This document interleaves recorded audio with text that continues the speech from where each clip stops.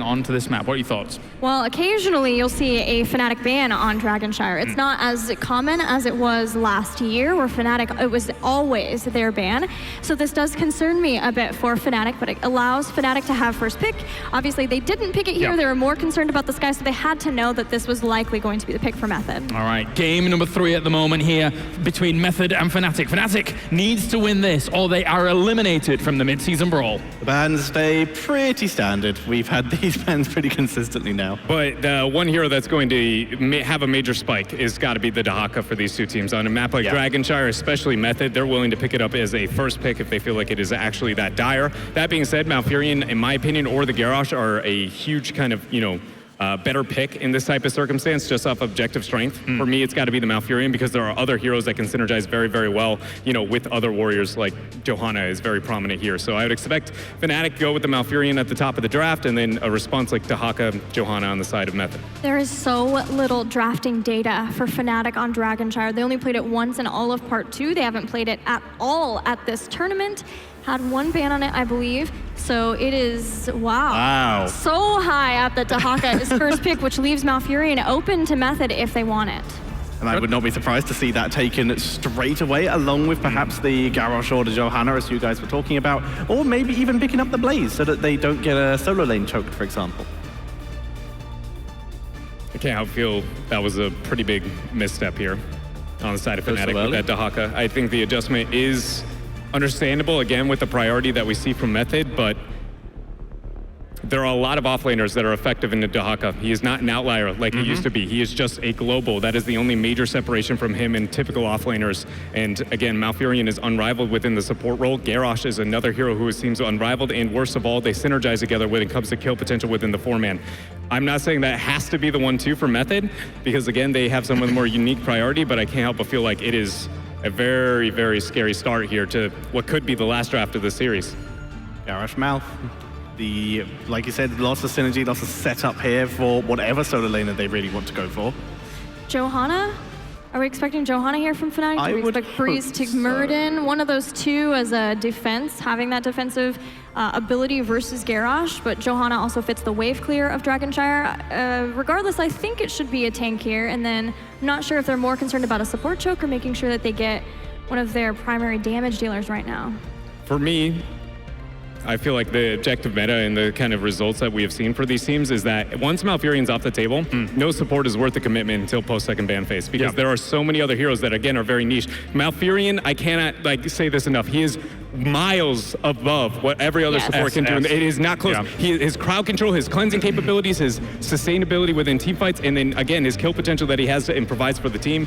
I mean, there are so many things that he does that nobody else can keep up with here, and so I would like to see that, again, kind of ignored, but we see the Stukov. Wow. Not going for any of the tanks yet, holding that to react to Method's damage and taking a support very early to hide whatever their main tank can be. I think it just shows that they feel like Breeze is flexible enough that they can make it through a possible warrior choke for Method and make sure that they get the Genji. Genji is a high priority hero between the two of these teams. Schwimpy has shown a lot of play on it, but so has Quacknix. What's really cool is the two of them were so lauded for their Genji play at last year's Mid-Season Brawl, and that they had 2 players on one team was just out of the mind, it was just crazy that they had that. But here, the Stukov is really interesting to see that they want to make sure they can get that through the bans.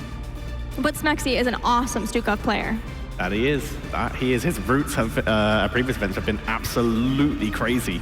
So really excited to see him on that. So, Method, what is worth banning here in terms of main tanks? We've already mentioned the Johanna and the Muradin, or they could go into second damage dealers, perhaps, like it's going to be Quack on the Genji, so it would be a Maina hero. I think Johanna, they consider the Muradin more of a threat. I will say the Muradin pairs better with the composition that we see from Fnatic. The Dahaka brush talk opportunities greatly increased with the Dwarf Toss Stormbolt. Genji synergizes better and Stukov with the kill potential. But my Malfurion Garrosh adds a lot of kill potential. If I pick a Jaina within my next rotation or something with a little bit of damage in the early stages and kill potential early, that puts it as a very lethal 4, and Johanna is the only warrior that can kind of hold her own against that, and that's why I thought we would see that from them. Set a bit different of a route here, but now Method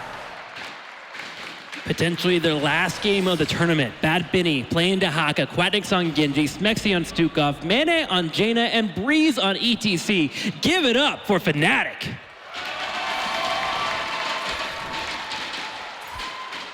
Benny already at the side, looking if he can maybe connect with the drag. Preferably on Nick, of course. But Lick has played an amazing fall set this tournament. It was absolutely fantastic how he presented himself in the group stage. There comes the Jack this time. There's silence! The stun! Ethereal is low and he goes down. The early kill for Method and Fnatic as both of them trade kills here. Breeze gets flipped and taken out as a response. A 1-for-1. Fnatic looking for that explosive start, but Method so far is stopping those fireworks, able to get their own kill as well, as we'll have Falstad head of the top lane, Dahaka there as well, and Method starting to siege pretty hard on this bottom lane. Fnatic is gonna have to keep up the tempo. But it pretty much tells you what Fnatic is going to try and do here. Outside of Dahaka holding the top lane, they will look for these rotations with Jaina, ETC, and Stukov trying to get the power slide into the silence and then unleash all the damage that Mena and Jaina can drop on a target. So if they get their kills, it will be great for them, but it's definitely not going to be easy with Method just looking absolutely top-notch today. Those kills will have to be quick. For now, we focus on Giants as Method works on theirs in the bottom left. Fnatic does the same on their right side here. I want to see who's going to go for that night camp. We've been seeing a lot of Giants to an immediate night camp transition from a lot of our teams. Fnatic can do it with Jaina being here, and Method, their clear isn't as quick, but it is doable, especially with a Bribe being picked up at level 1 here. But he'll need to get some stacks first. Exactly, an early wingman once again. Power slide, trying to buy a little bit of time and space for the middle here, but Mena is not on the channel. Nick was trying to interrupt it already, and Blaze has started to retake the top while we have the bottom temple also taken. So both of the shrines now under the control of Method, pressuring that mid lane. But with 3 in the middle, a little bit too difficult for Method to grab that. Quacknix trying to fight back against Schwippy here on the bottom side, clearing up these Giants while Li Ming continues to siege away. Fnatic playing nice and timid here, being careful in the middle lane, not allowing for anyone to move forward and try to grab that dragon. But with the power slide coming out, Arcaner able to drop down the Indomitable and kite away. Really well done by him. But the engage on Mena, that's a different story. Ethereal with a perfect flank here. Really well executed by him. Mena is doing what he can, slowing everyone down, but it's just not enough. And that's a quick kill. A great play by Ethereal. Fantastic flank, and Mena just had nowhere to go. Method just seems to be much quicker than Fnatic today. Finding these kills, rotating in, trying to pop a target faster than Fnatic. And Fnatic's going to have to find their swagger here as they're starting to fall pretty far behind already. 5 3/4 on their way to level 6 is Method, and they're setting up for a dragon already. It just feels that communication is much crisper on their part. Breeze is not going to be able to interrupt this one. Great zoning from Curson and Arcana, and that's a very early Dragon Knight for Method. That's great for them. They're already trying to set themselves ahead in experience. Have taken, in fact, actually a small lead.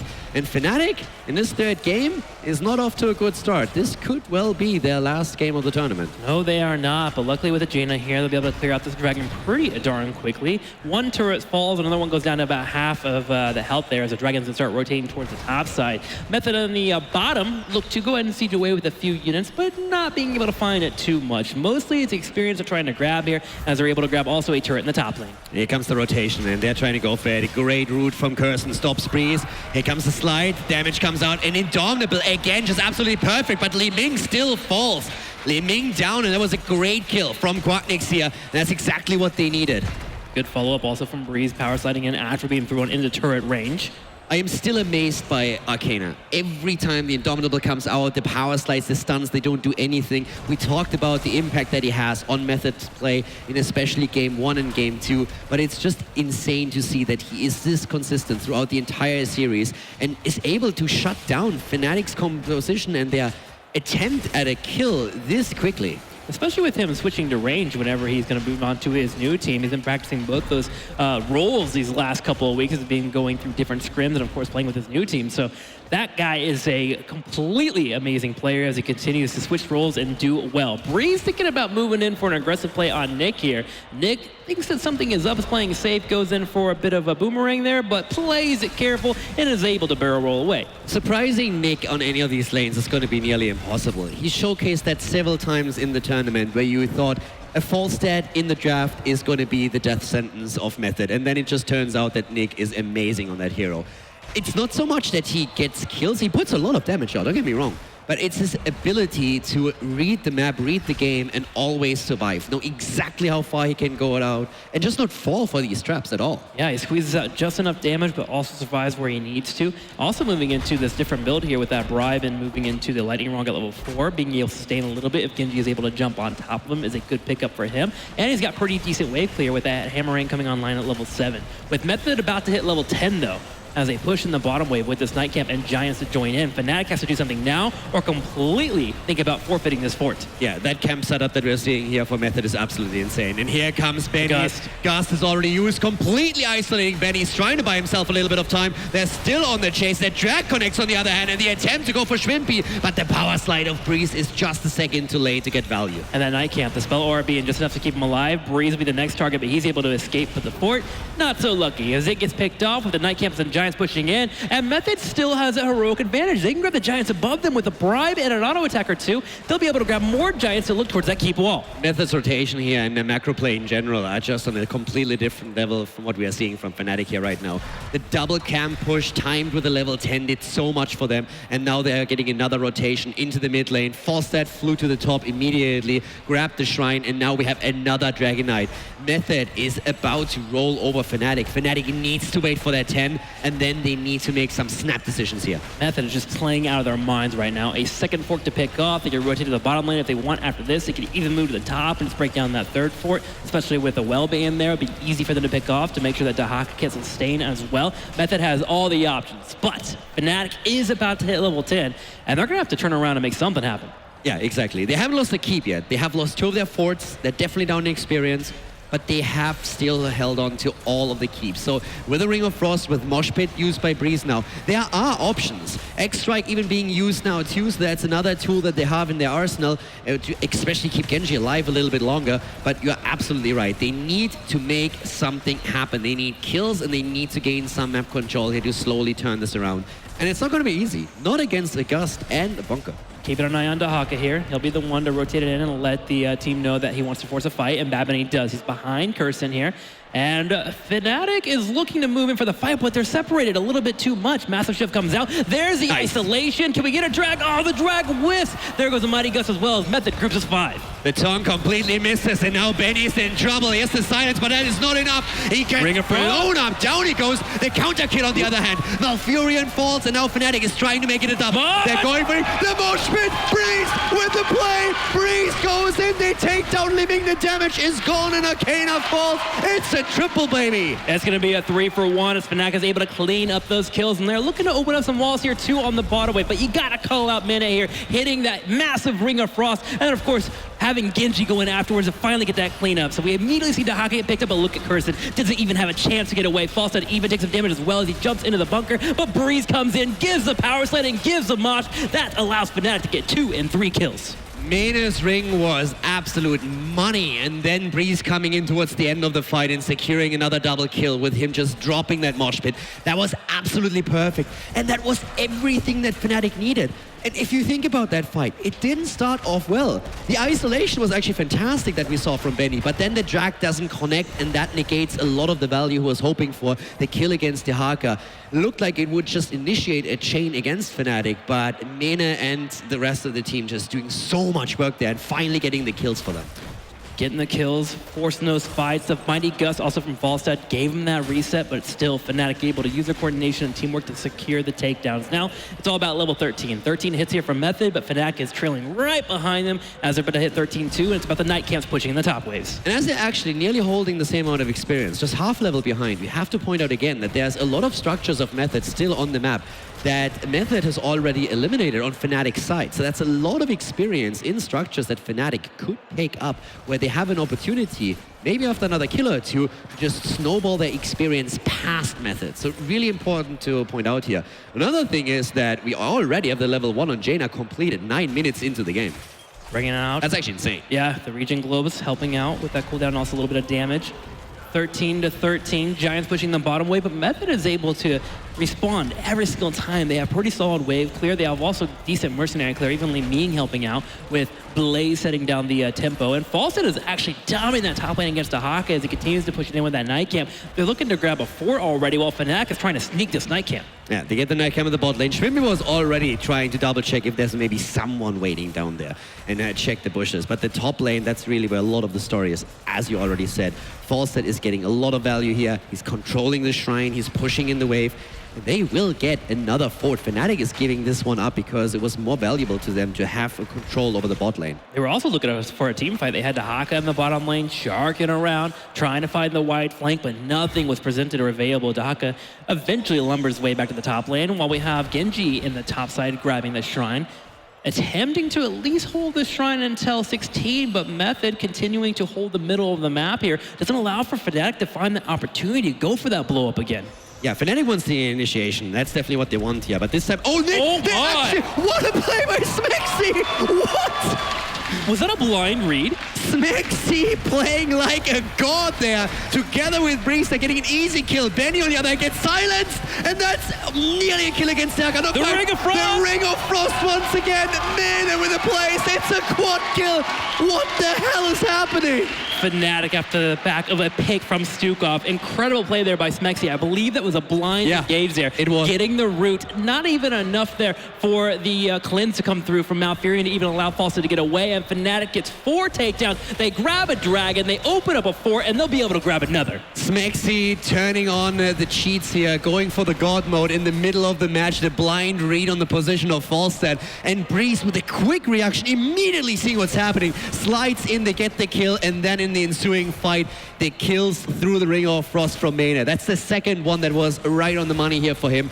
But I still have to give it to Method. That was nearly a counter kill against Dahaka. When we saw the silence coming through, I really thought, okay, there's no way he stays alive. But Benny barely walks out of it, and now Fnatic is trying to capitalize on those kills. It certainly was close, but the change of pace for this game has changed dramatically as Fnatic now with the dragon push open and get a keep wall, and they turn their eyes towards an actual keep. Quiet is trying to keep pressure on top of Nick here on the back left, but Method is holding firm. They continue to poke back and forth on this dragon, and they're attempting to defend their keep. Yeah, but the keep is getting low, and here comes the damage again from Jaina. Blizzard comes in, and you are right, the Ring of Frost is definitely an option here, but the keep is still there. Finally falling. Here comes the Gust, the isolation on Dahaka, and he goes down, overstaying their welcome, and the flank is in as well, as Enthero goes straight in, drops the bunker. The Ring trying to slow them down a little bit, but the counter initiation, once again the mosh pit, Brace with the attempt on the blade, silence is there against Nick, but it's ETC who falls. Nobody could get to him, and now Quadix would be the next target as Arcaner tosses Genji the back left. Quadix trying to buy some time here while Ethereal continues the chase. He throws out the oil. Smexy pushes him away with the massive shove, but I feel like it's not going to work out for him at all as Nick goes for the auto attacks, brings out the lightning, and attempts to get the kill on Smexy. Schwimpy will secure it. Boom, there it is. He has a reset. Can he get another? Mene is trying to go for the dodge, but Mene is able to get out. Wave of force the entire time to secure these kills. Mene the only one that's surviving, but the bottom keep is now way open, and Method is moving in. Fnatic just overstaying with the Dragonite a bit too much. They could have gone for the quick kill and moved back, but they didn't do that. And now all of a sudden, Method, who are more than a level behind, is turning up the heat, quite literally Blaze setting everything afire, and it's the counter keep. The advantage that Fnatic had is gone. Keep on keeps cleaned up here from both of our teams in the span of 2 minutes. Method able to get their own catapult pressure, so it's all about controlling that bottom lane. There is a fort to the top left corner for Method to kind of hold down if they want to. They can play that global card they have, but the experience is similar between these two teams. 18 about to hit for Fnatic, and Method has just grabbed it. Method as the 18. Now this all started off with Fnatic actually being severely behind, but then those 4 kills allowed them to get back into the game, grab the Dragonite, move through the bot lane, drop the keep.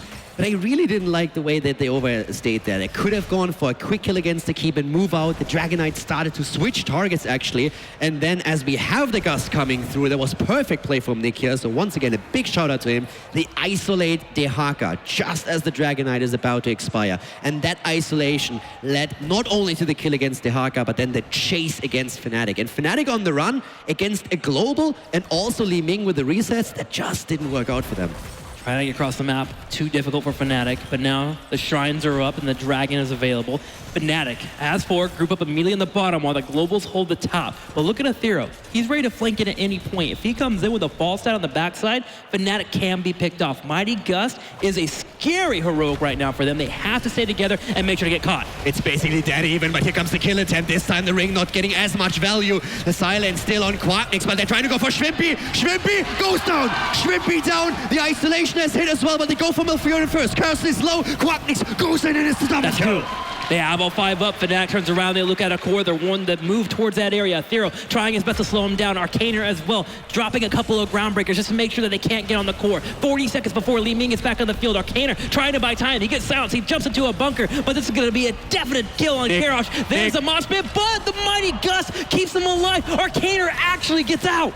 Nick coming in at the back end of the fight and barely able to save his teammates there. That could have been a double kill against Blaze, against Garrosh, if not for Falstad, but Nick once again there to save the day. The impact he had with his Falstad in these games cannot be understated. It's absolutely amazing. Fnatic setting up a trap here as a Thero moves in to try and grab this shrine to slow down the rotation for the Dragon. Dahaka's in the middle. It's going to be a 3-on-2. A Thero trying to buy some time. He does not have the bunker for 4 seconds. He needs to stay alive for 3 seconds. He doesn't. He gets sniped. His minute brings in the Ice Lance. And the Dragon Knight, they grabbed the Dragon Knight. They held the spot long enough. The Dragon Knight is there and they have 20. This is the time to end their game. They ignore the Night Camp at the top. Dahaka is starting to go to the bot. So is in the Dragon Knight. So is, of course, Quacknix on Genji. And they are just preparing for it. But here comes the flank attempt. This is the only play they have. Go for the kill in the backline, but it's up already. They've seen them. Curson needs to be careful here. He's not getting picked off. Icebot comes off, trying to dodge out on the chill coming in. The massive shove as well as Fnatic moves their way towards the core. Method doing everything they can to slow down this rotation, but the Dragon Knight is here. He's moving towards the core. Fnatic is not impressed. There comes the silence immediately as Nick flies in. He still has the gust available. They're going for the core. Here comes the quick kick, and in the backline, Arcana has a lot of trouble. Here comes the gust, isolating the DK for now, but he's already on the core. Arcana lives again somewhere, somehow, but Fnatic made the call. They're going for the core. Shields are already gone. Ring of Frost! That's the kill! Malfurion is down, so is Li Ming. Nena with the Ring of Frost once again as Fnatic drops the core, takes the game, and puts their name onto the scoreboard, taking game number 3.